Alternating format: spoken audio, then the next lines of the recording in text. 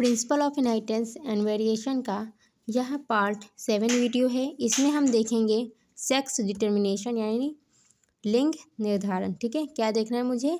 Sex determination, लिंग निर्धारण। ठीक है, यह जो है 2018, 19, 22, 25 में यह क्वेश्चन पूछा जा चुका है। यानी आपको पता है इतने सालों में पूछा जा चुका है तो कितना ही ये मेन टॉपिक है। ठीक है, तो हम देखेंगे लिंग निर्धारण वह प्रक्रिया है जिसके द्वारा यह निश्चित होता है कि एक लिंगी जंतुओं में लैंगिक जनन में उत्पन्न होने वाला नया प्राणी नर होगा या मादा होगा।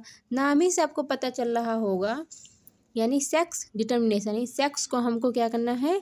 डिटरमाइन करना है। ठीक है, यानी लिंग का निर्धारण, यानी लिंग क्या है? नर है या मादा है? क्या है? नर होगा या मादा होगा। ठीक है, यहाँ पे छोटी सी परिभाषा है, इसको आप याद कर लीजिएगा। वैसे समझ में आ ही गया है कि लिंग निर्धारण क्या होता है, तो सिंपल बताओगे।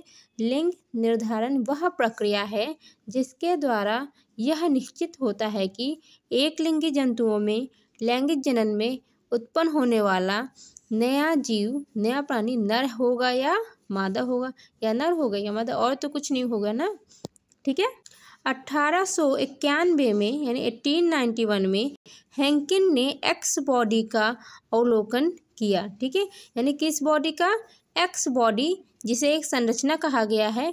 अवलोकन किसने किया? हैंकिन ने। ठीक है, उन्होंने यह देखा कि 50% शुक्राणुओं में शुक्र जनन के बाद यह संरचना देखी जाती है। यह संरचना मतलब एक्स बॉडी की संरचना देखी जाती है किसमें? 50% में, और 50 यानी शेष 50% में यह संरचना नहीं देखी जाती। यानी जो बचा हुआ 50% है उसमें यह संरचना नहीं देखी जाती है, और जो 50% है उसमें यह संरचना देखी जाती है। संरचना कौन सी संरचना? यही एक्स बॉडी संरचना।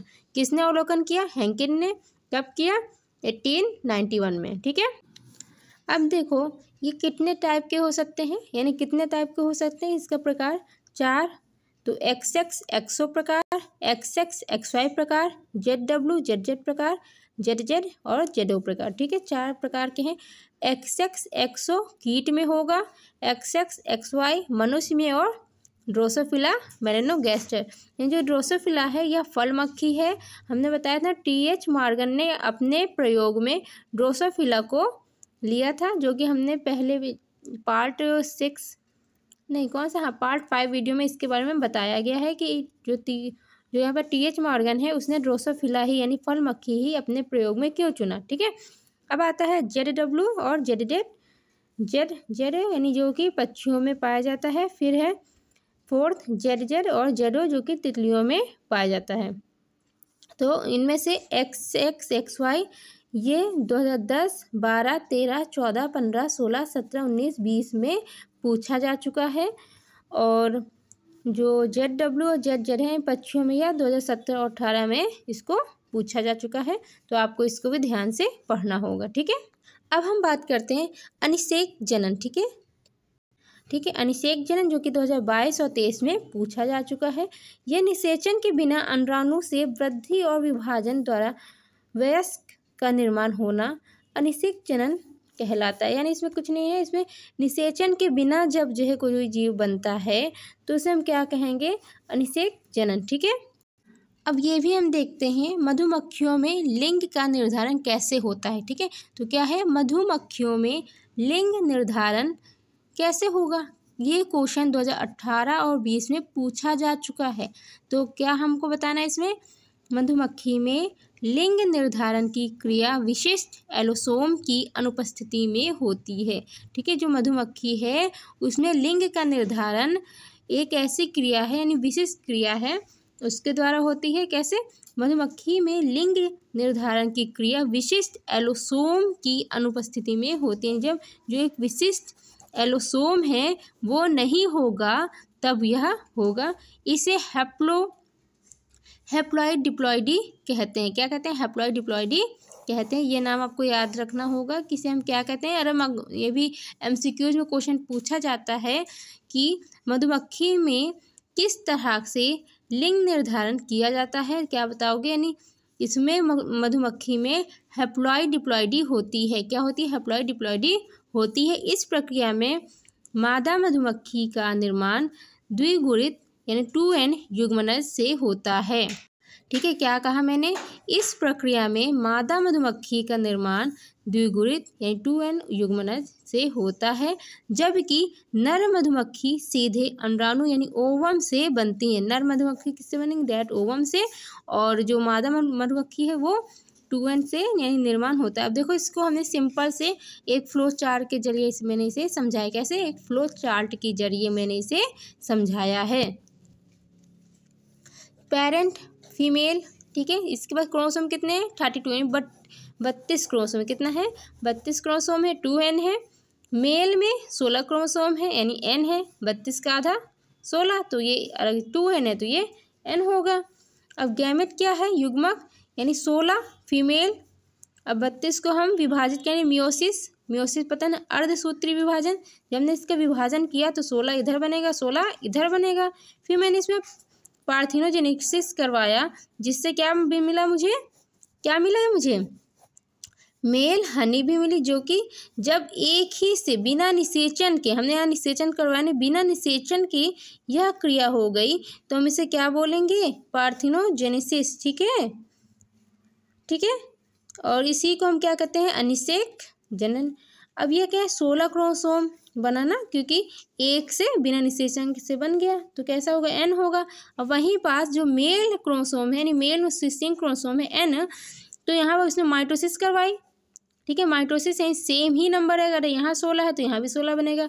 तो कहीं से फीमेल का मैंने युग्मक लेके और मेल के युग्मक निषेचन करवाया। फर्टिलाइजेशन मतलब मैंने निषेचन करवाया और फीमेल हनी भी बना ली। एक फीमेल यानी मादा मधुमक्खी मैंने बना ली। और 16 और 16 कितना होता है? 32, तो 32 क्रोमोसोम आ जाएंगे, यानी 2n की यह प्रक्रिया है। आसान था ना? इसमें क्या कहा हमने?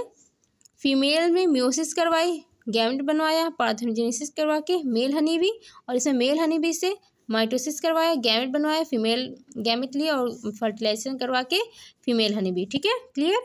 अब क्या है? मानव का लिंग निर्धारण। मानव में लिंग का निर्धारण कैसे होता है? मानव में कैसे पता होगा कि कोई बेबी नर है या मादा है? ठीक है, तो यही क्वेश्चन 2010, 12, 13, 14, 15, 16, 17, 19, 20 में पूछा जा चुका है। अब इतनी बार ये क्वेश्चन पूछा गया है तो आपको पता ही होगा कितना ये मेन टॉपिक है। ठीक है, आपको पता है कि ह्यूमंस में यानी मानव में कितने क्रोमोसोम होते हैं? 46 क्रोमोसोम। कितने क्रोमोसोम होते हैं? 46 क्रोमोसोम। ये 2025 में क्वेश्चन आया था कि मानव में कितने क्रोमोसोम होते हैं, यानी मानव में क्रोमोसोम की संख्या बताइए। क्या बताओगे? 46 क्रोमोसोम होते हैं। ठीक है, ठीक है। अब देखो, पेरेंट्स हम देख लेते हैं, मेल एक फीमेल। ठीक है, सिंपल सा मेल फीमेल। फिनोटाइप एक मेल है एक फीमेल है, यानी लक्षण प्रारूप। अब जीनोटाइप क्या है? AA प्लस XY, इसका AA प्लस XX। ठीक है, अब गैमेट बनाओ, युग्मक A plus X, A plus Y, इसमें A plus X, A plus Y। देख लो, सही है ना? अब हमको F1 जनरेशन बनाओ। ठीक है, A plus X, A plus Y, A plus X, A plus X। ठीक है, तो क्रॉसिंग करवाना है, AA XX, AA XY, AA XX, AA और XY। तो हमने देखा AA प्लस XX 50% है और AA प्लस XY ये भी कितना है? 50% है। तो ये फीमेल है और ये मेल है। ठीक है, तो मैंने पाया कोई भी होगा या तो फीमेल होगा या मेल होगा, अगर उसके पास XX है तो वो फीमेल है। ठीक है, अगर उसके पास XY है तो वह मेल है। अब जो है, एक बात बताऊं कि जो मेल है और फीमेल है, किस यानी इसके लिए कौन रिस्पॉन्सिबल है? ठीक है, कौन जिम्मेदार है, कौन रिस्पॉन्सिबल है? तो इसके लिए जो है फादर रिस्पॉन्सिबल है कि यानी बेबी मेल है या बेबी फीमेल, यानी बेबी बॉय है या बेबी गर्ल है, कौन रिस्पॉन्सिबल है? फादर। ठीक है, क्योंकि फादर ही के पास 2 क्रोमोसोम है। अगर एक्स वाला क्रोमोसोम जाके फीमेल गैमेट के साथ फर्टिलाइजेशन करवाएगा तो फीमेल बनेगा, अगर वाई जाएगा तो मेल बनेगा। तो रिस्पॉन्सिबल कौन है? मेल है, क्योंकि पहले जो है कहते थे कि जो अगर जो है बच्चा मेल हुआ है, बच्चा हुआ या बच्ची हुई, तो इसके जो है रिस्पॉन्सिबल कौन? फीमेल। मगर ऐसा नहीं है, साइंस ने प्रूफ कर दिया कि आपका यानी मेल ही जो है रिस्पॉन्सिबल है कि वो मेल होगा बेबी या फीमेल होगा। अब हम पढ़ेंगे कीट में लिंग निर्धारण, यानी कीट में लिंग का निर्धारण कैसे होगा। तो वही लेंगे हम पहले phenotype.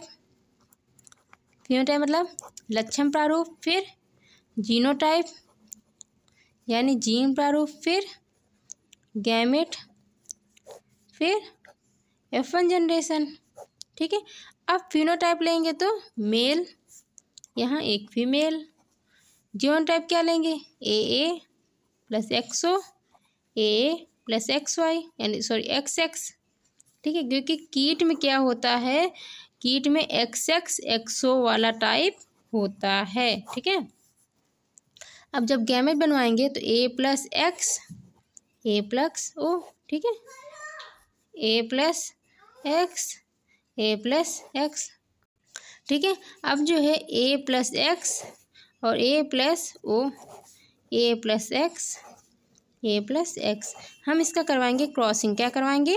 Crossing AA plus XX, AA plus XO, AA plus XX, AA plus XO। तो मानो AA दिख रहा है ना, AA प्लस XX, ये तो फीमेल होगी। क्या होगी? ये फीमेल होगी। और AA प्लस XO क्या होगा? मेल होगा। ठीक है, क्लियर है ना? ठीक है, इसमें क्या होता है कि जो नंबर ऑफ क्रोमोसोम है, जो नंबर ऑफ क्रोमोसोम हैं वो डिफरेंट होंगे। कैसे होंगे? डिफरेंट होंगे। ठीक है, ये आपको समझ में आ गया कीट में लिंग का निर्धारण कैसे होता है। ये पूरी प्रक्रिया थी, इसको आप अच्छे से समझा होगा। ठीक है, इसके बाद हम देखते हैं पक्षियों में लिंग निर्धारण। पक्षियों में लिंग का निर्धारण कैसे होता है? यह प्रश्न 2017 और 18 में पूछा जा चुका है। तो पक्षियों में कौन सा प्रकार होता है? ZZ और ZW। ठीक है, अब इसमें क्या होगा, एक मेल है जो कि A प्लस ZZ है और फीमेल कैसी है? AA प्लस W है। तो मैं जब इसका फिनोटाइप करवाऊँगी, पता है यहाँ फिनोटाइप लिखूँगी। ठीक है, यहाँ जीनोटाइप लिखेंगे। ठीक है, फिर गैमेट, ठीक, फिर F1 जनरेशन। ठीक है, ये पता है। अब जो है इधर मेल इधर फीमेल। अब इसमें जो है लेंगे हम AA प्लस ZZ और इधर AA प्लस ZW। गैमेट बनाएंगे दोनों में, A plus Z, A plus Z, इधर A प्लस Z और इधर A प्लस W। ठीक है, अब क्या होगा, अब क्रॉसिंग करवाएंगे A plus Z, A plus Z। ठीक है, A plus Z, A plus W। AA ZZ, AA ZZ, AA plus ZW, AA plus ZW। ठीक है, हमने देखा कि AA प्लस ZZ 50% हैं जो कि मेल है, और AA प्लस ZW ये भी 50% हैं जो कि फीमेल है। ठीक है, तो इसमें जो है बेबी गर्ल होगा या बॉय होगा, कौन जो है डिसाइड करेगा? फीमेल, यानी जो फीमेल बर्ड है, जो मादा पक्षी है, वही निर्धारित करेगी कि उसका बेबी मेल होगा या फीमेल होगा। मतलब मानव में और ड्रोसोफिला में क्या होता है कि उसके पापा ही निर्धारित करेंगे कि बच्चा मेल होगा या फीमेल। एक बार हम पूरा से रिकैप लेते हैं कि आज हमने क्या क्या पढ़ा। ठीक है, तो हमने सबसे पहले पढ़ा था लिंग निर्धारण की परिभाषा। तो लिंग निर्धारण वह प्रक्रिया है जिसके द्वारा यह निश्चित होता है कि एक लिंगी जंतुओं में लैंगिक जनन में उत्पन्न होने वाला नया प्राणी नर होगा या मादा। ठीक है। 1891, ठीक है, 1891 में हैंकिन नामक एक वैज्ञानिक है जिन्होंने एक्स बॉडी का अवलोकन किया। उन्होंने कहा कि जो 50% शुक्राणुओं में शुक्र जनन के बाद यह संरचना यानी एक्स बॉडी संरचना देखी जाती है और वही शेष 50% में यह संरचना नहीं देखी जाती है। अब इसके प्रकार 4 होते हैं, X X, X O, X X, X Y. ठीक है, Z W, Z Z, Z Z, Z O. ठीक है, जो एक्स एक्स एक्सओ है वो कीट में पाई जाती है, एक्स एक्स एक्स वाई मनुष्य में और ड्रोसोफिला में, और यहाँ पर जेड डब्ल्यू, जेड जेड पक्षियों में, जेड जेड और जेड ओ तितलियों में। ठीक है, ये एमसीक्यूज में पूछा था कौन सा प्रकार है जो किस में पाया जाता है। जैसे पूछ लिया गया एक्स एक्स एक्सो यानी किस में पाया जाएगा, पक्षियों में, मानव में, तितलियों में, ड्रोसोफिला में या कीट में। क्या होता होगा, कीट में। ठीक है, अब हम पढ़ते हैं अनिषेक जनन क्या है। निषेचन के बिना अंडाणुओं से वृद्धि और विभाजन द्वारा वयस्क का निर्माण होना अनिषेक जनन है। यानी बिना निषेचन की जो निर्माण होता है वयस्क का, तो उसे हम क्या कहते हैं, अनिषेक जनन कहते हैं। इसकी परिभाषा आ चुकी है 2022 और 23 में, 2-3 नंबर की आती है, आपको उसे बता देना। और जो टॉपिक है ये लिंग निर्धारण, इसके बारे में 5 नंबर का भी पूछा जा चुका है, तो आप इसको अच्छे से कंप्लीट कीजिएगा। ठीक है, फिर हमने देखा था कि मधुमक्खियों में लिंग का निर्धारण कैसे होता है, ये भी 18 और 20 में पूछा जा चुका है। तो मैंने कहा मधुमक्खी में लिंग निर्धारण की क्रिया विशिष्ट एलोसोम की अनुपस्थिति में होती है। इसे हैप्लॉइड डिप्लॉइडी कहते हैं। ये नाम अवश्य याद करें आप। इस प्रक्रिया में मादा मधुमक्खी का निर्माण द्विगुणित यानी जो द्विगुणित यानी 2n युग्मनज से होता है, जबकि नर मधुमक्खी सीधे अंडाणुओं से बनती है। ठीक है, ये परिभाषा है, यानी थ्योरी तो लिखना ही होगा, तो मैंने 4 पॉइंट अपने से बना के लिखवा दिए हैं। मेन जो इसकी प्रोसेस आप यहाँ से समझेंगे। कौन सी मेन प्रोसेस, ये। ठीक है, तो फीमेल थी, कितने क्रोमोसोम है, 32। इसका हाफ करेंगे तो 16, इसलिए मैंने यहाँ 2n लिखा, यहाँ n लिखा। यहाँ मैंने म्यूसिस करवाई, फिर गैमेट बनवाया, ठीक है, युग्मक, फिर पार्थिनोजेनेसिस करवा के मेल हन्नी भी 16 क्रोमोसोम वाली, फिर जो मेल क्रोमोसोम है 16 उसमें माइटोसिस करवाया, फर्टिलाइजेशन करवाया, फिर फीमेल मधुमक्खी बन गई। क्लियर है। इसके बाद हमने देखा मानव में लिंग का निर्धारण कैसे होता है, जो कि 10, 12, 13, 14, 15, 16, 17, 19, 20 में पूछा जा चुका है। तो हमने बताया था मेल है, फीमेल है, और जीनोटाइप लिया, गैमेट बनाए। ठीक है, ये स्टेप में गैमेट यानी फिनोटाइप, जीनोटाइप, गैमेट, फिर F1 जनरेशन क्रॉसिंग करवाया। फिर मैंने कहा इसमें बच्चा जो है मेल होगा या फीमेल होगा, डिसाइड कौन करता है, इनके पापा, इनके फादर, यानी जो मेल पार्टनर है वो डिसाइड करेगा कि जो बेबी होने वाला है वो नर होगा या मादा होगा। पहले के ज़माने में क्या होता था कि जो बेबी होता है अगर वो फीमेल हुई तो माँ को ही जिम्मेदार करते थे, कहते थे कि माँ ही जो है इसके लिए रिस्पॉन्सिबल है। मगर ऐसा नहीं होता, साइंस ने भी इसे प्रूव किया, यानी विज्ञान ने इसे प्रूव किया, बताया है कि इसमें माता की कोई गलती नहीं होती। इसमें जो पिता होता है उसकी असल में तो उसकी भी कोई गलती होती नहीं है, मगर उस जो मेन रिस्पॉन्सिबल है, जो मेन जिम्मेदार होता है वो पिता ही होता है, क्योंकि पिता के पास XY 2 तरह के क्रोमोसोम है और जो महिला है उसके पास तो एक ही तरह का क्रोमोसोम है, X और X। ठीक है, तो जी किसके साथ निषेचन होगा यह डिसाइड कौन करेगा, यह तो जो पिता है, पिता का क्रोमोसोम है XY वही डिसाइड होगा। क्योंकि अगर X जो है गया, मान लो अगर X जो है जाके फीमेल महिला के साथ निषेचन करवाती X है, ठीक है, तो क्या बनेगा फीमेल। अगर मेल का Y गया तो X क्या करेगा, तो क्या बनेगा मेल।